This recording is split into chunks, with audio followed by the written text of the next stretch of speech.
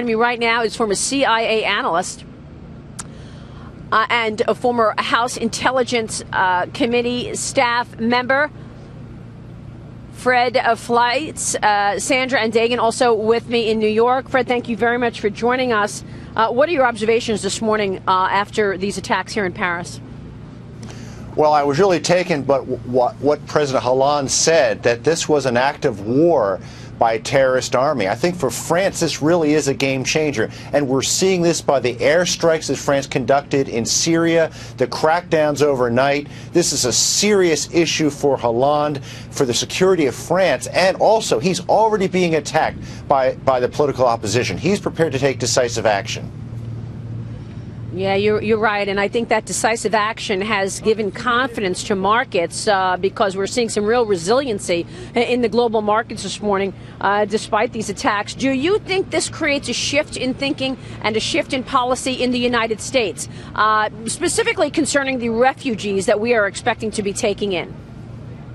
Well, based on the Sunday morning interviews yesterday, I don't see any sign of that. It looks like the Obama administration is going to continue to fight ISIS from the air, and it's going to rely on this diplomatic process on Vienna that I don't think is going anywhere.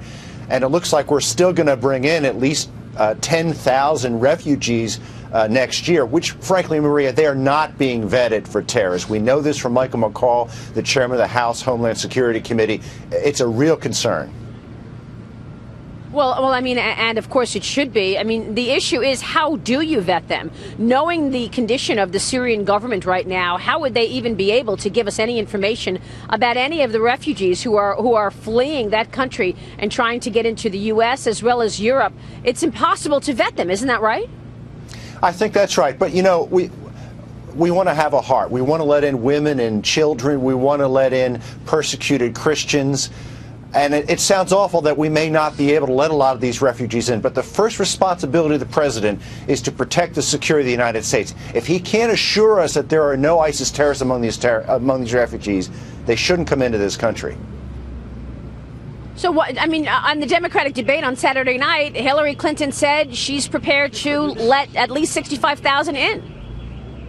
It's just amazing. I mean, I don't know what the process is to vet these people. I was with the intelligence community for a long time. Yes. She doesn't seem to have an answer either. Fred, thank you. Fred Fleitz joining us there.